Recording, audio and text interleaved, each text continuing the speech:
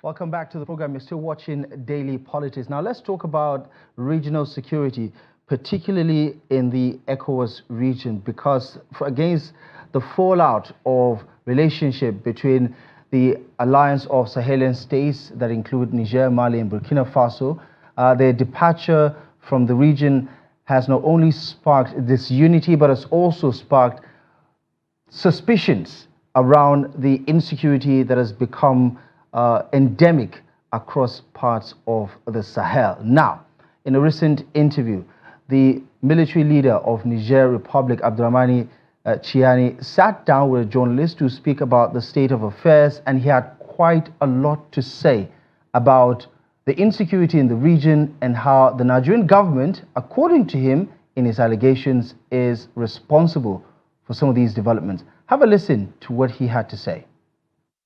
Tinubu ya hito ya yi Nigeria bayani fassara bisa kai ga kudin da ya amso Faransa. In bai gayi ba akwai ranar kindillanci sosai kuwa tunda shi Allah. Tinubu should come forward and explain to Nigerians the funds he received from France. If he fails to do so, the truth will eventually come to light. God will reveal it. Despite the attack on us, we have not taken money from anyone, so no one can accuse us of corruption.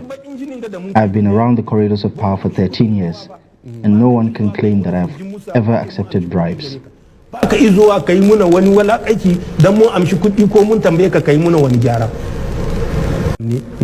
Su sun ka zo tunda sun ga ta sama ne sojan Chad ke kai ma yan Boko hari sai sun ka ba su makamai masu sabke jirgi. Reports indicate that the Chadian forces have attacked Boko Haram fighters using the airspace, prompting the French to equip the terrorists with anti-aircraft guns in retaliation. This happened in October this year. According to information we gathered from those we arrested, there is a plan involving France and the Nigerian government to allow other terror groups such as ISWAP and Lakurawa to establish a base in the Gaba area of Sokoto State. This move is said to facilitate operations across the northwestern states, including Zamfara and Kebbi, with the full knowledge of the Nigerian government.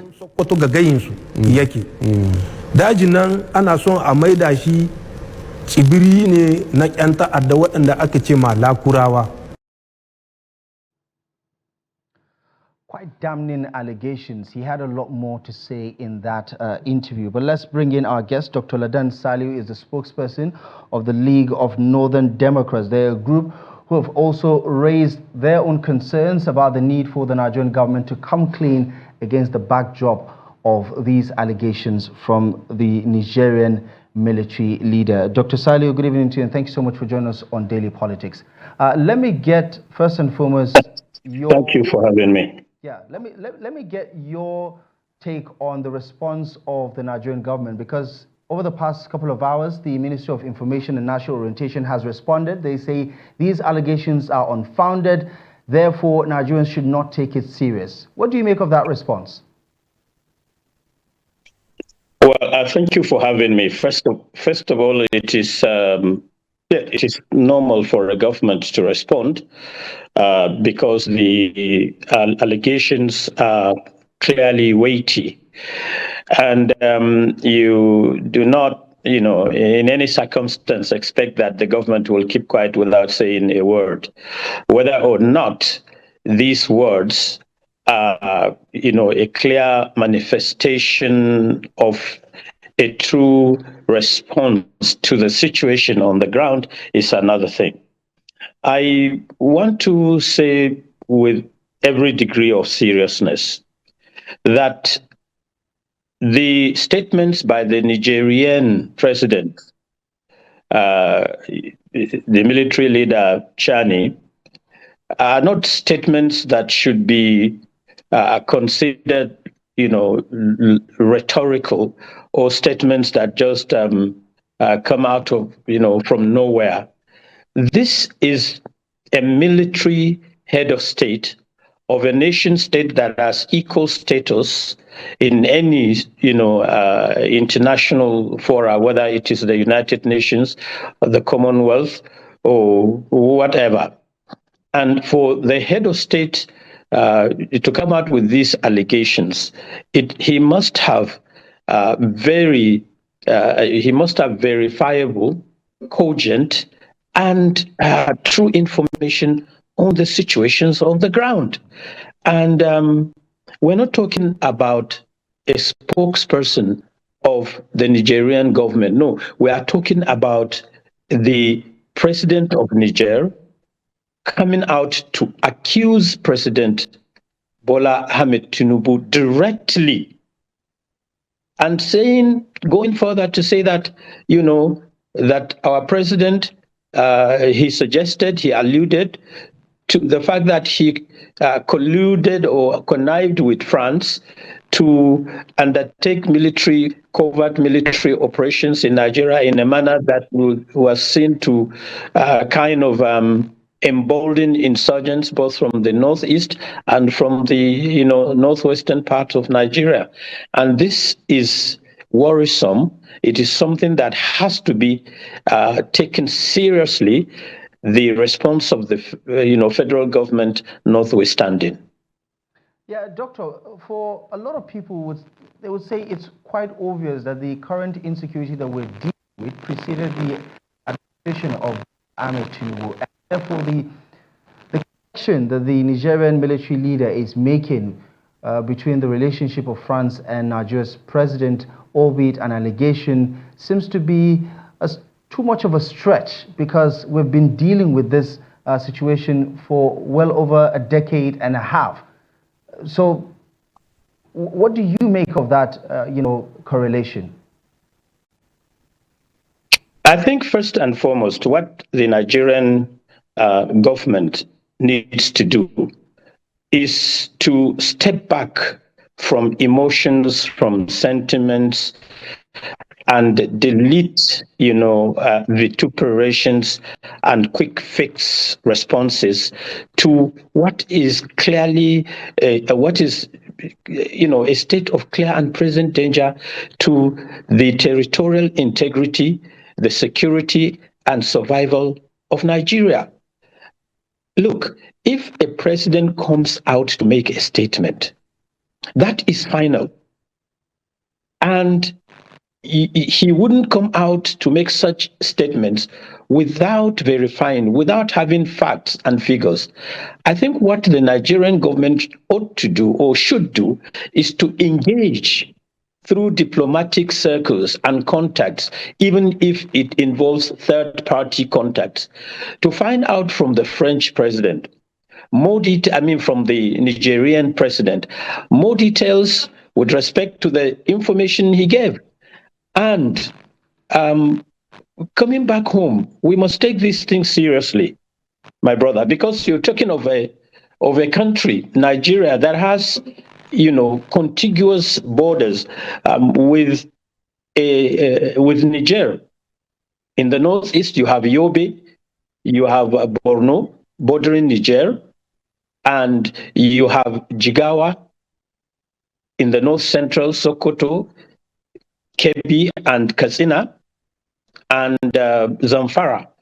And when you go down, in the middle belt area, you have Kwara through the Borgu, area.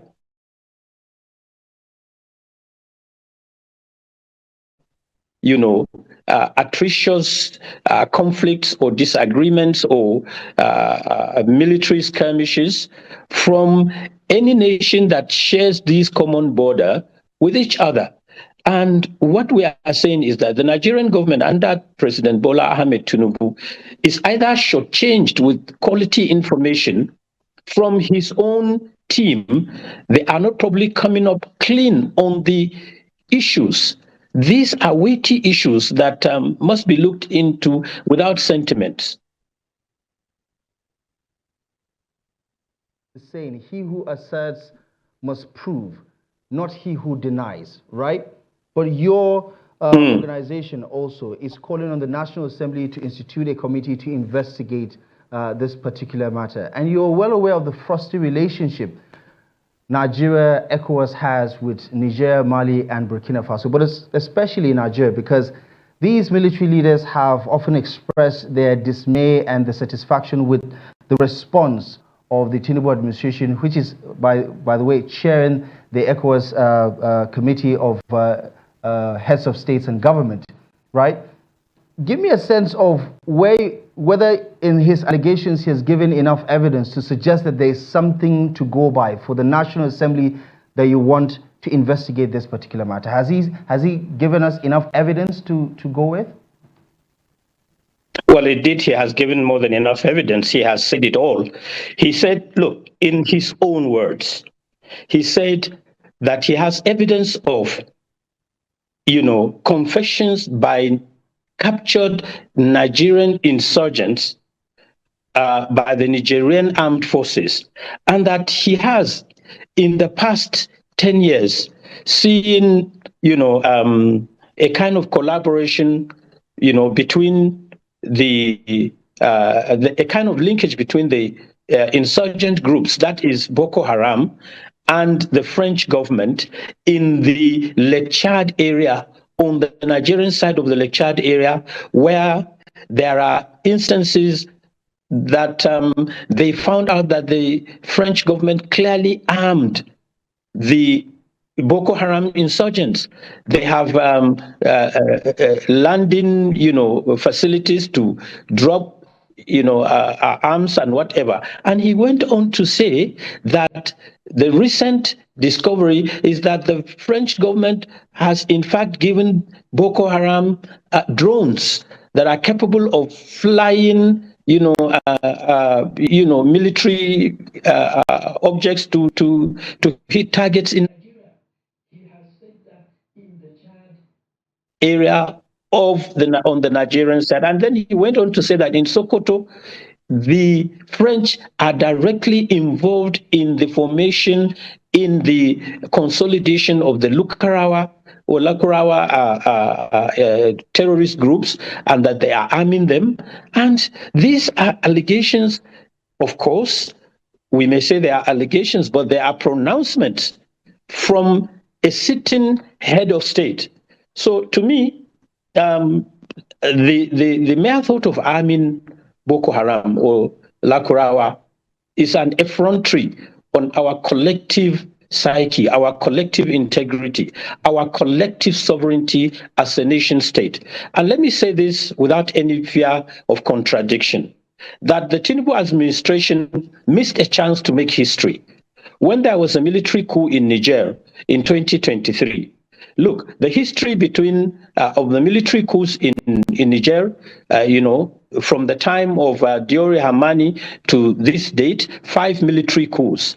There was never a time in history in the past 4 military coups that Nigeria intervened, that Nigeria made any pronouncements to the effect that they don't disagree with what happened. We always treated that as the internal affairs of our neighbor. And you do not, poke a finger into the nose or eyes or ears of your neighbor because you want a cohabitation that, is anchored on mutual trust, mutual respect, and mutual understanding and collaboration.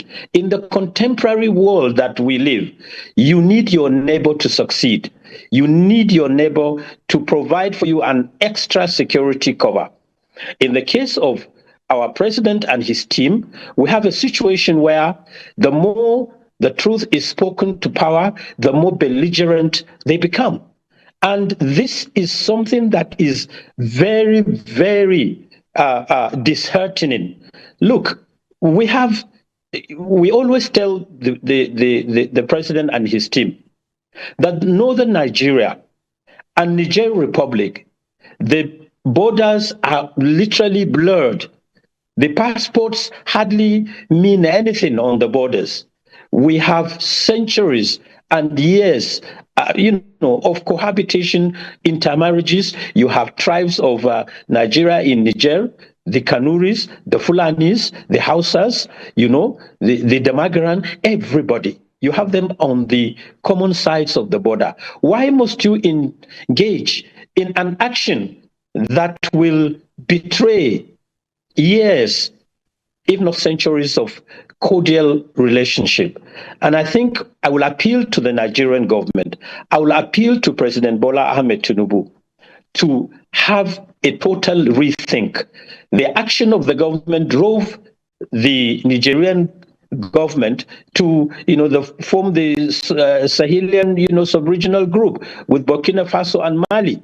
He had a chance as the president of, the chairman of ECOWAS, to ensure that he midwifed an ECOWAS that is all-inclusive, that is responsible and responsive to the needs, the aspirations, the dreams of ECOWAS member states. Under his watch, 3 countries have exited ECOWAS, and there are also rumors of other countries joining. Right. So we must step back from our own attitude of just dismissing every point that comes to the government as either, something that is not true. No, we are in a state that is very precarious, a cliffhanger in both diplomacy and in international relations and in the definition and understanding and midwifing of relationships between our 2 countries. Right. Interesting point there. A lot of people would say it's a bit of a stretch to say that President Tinubu is responsible for everything else that is happening in the region, because much of that has to do with France and its relationship with its former colonies. But for want of time, Dr. Ladan Salihu, we're going to have to leave it here for now. We're going to continue to closely monitor some of these developments and pontificate on them as they continue to develop. But thank you most kindly for taking your time and for sharing your insight with us on Daily Politics. We thank you so much for coming. Thank you so very much for having me. Right. All right. And with that, we wrap things up for tonight's edition of the program. Feel free to join us again. We'll be back tomorrow live at 8 p.m. For now, do follow us across our social media platforms just to stay in touch. You can also watch this particular episode and many others in the past on our YouTube page. You can also visit our website, trusttv.com. My name is Abdullahi Ahmed. From myself and the rest of the team, thank you so much for your time and company. Good evening.